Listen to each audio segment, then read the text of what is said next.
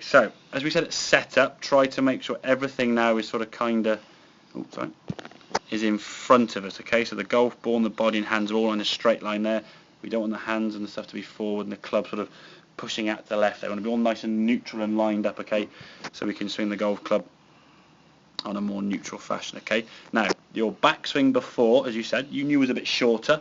It went back with the left wrist pointing down, what we call a bowed left wrist position. Okay, so this backswing now with the club face being what we call a closed or a hooded position would send the ball to the left. It's restrictive in terms of how much power you can create, and would naturally send the golf ball off to the left there. Okay, what you then did to compensate as you came through was keeping your head down a long time, as we can see. In this case, we topped the golf ball anyway. So your left hand now still visible. Your left hand trying to lead that club like a sort of blocking sensation out to the right there. And when you timed it well and hit a reasonable shot, it went straight, but 110, 120 was a good shot, okay? And your head staying down, as we said, far too long. Golfers get told for years and years, keep your head down, keep your head down. And as we said, it's the worst thing you can try and do. There's no movement there in the body whatsoever. It's just your arms trying to swing through.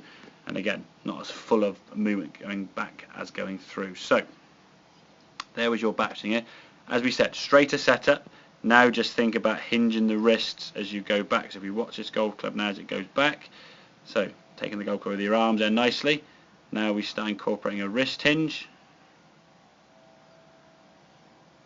There's some power now created, isn't there? That club's going back a lot further than you've probably ever done, but going back so... Didn't realise it was right around there. Exactly, yeah. But it's going back now in the correct means. If you went back here to try and go back further, what you would do, if that was as far as your club could travel there, sort of around this sort of circle, okay, your club is sort of swinging to what I call sort of 10 o'clock.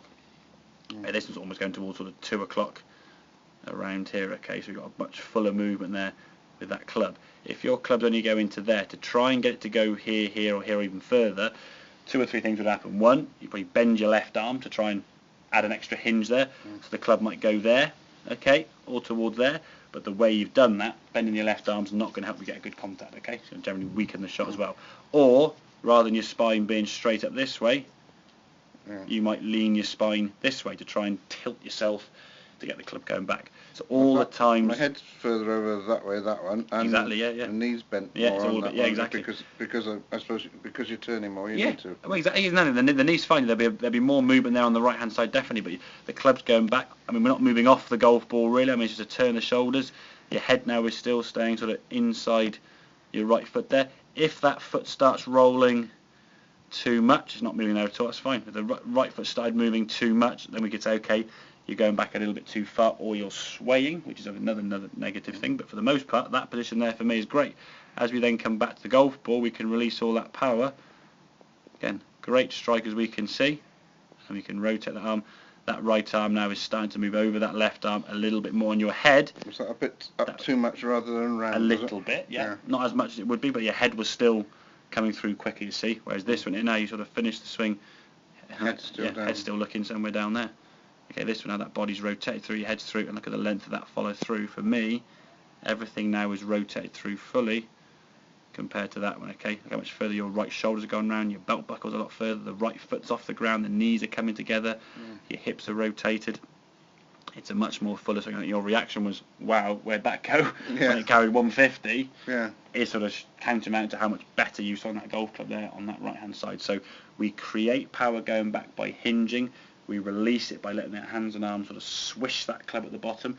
That upside-down club draw is quite a good one, because you can almost hear the sound effects. And it just gets your arm now sort of swishing through, get some club head speed, rather than trying to sort of block the golf ball to target. We can't hit the ball dead straight, and there's no straight lines in the golf swing.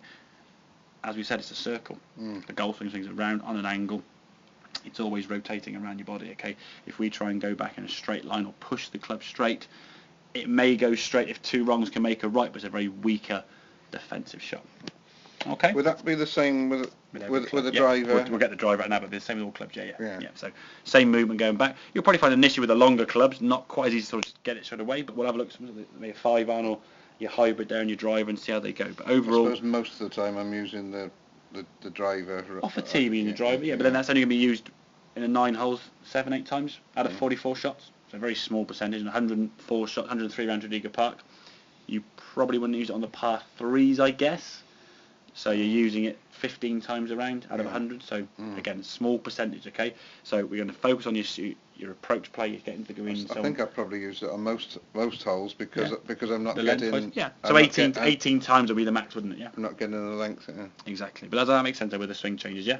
Good. Okay. Right. Grab a. Ironically, there was one that's not part of the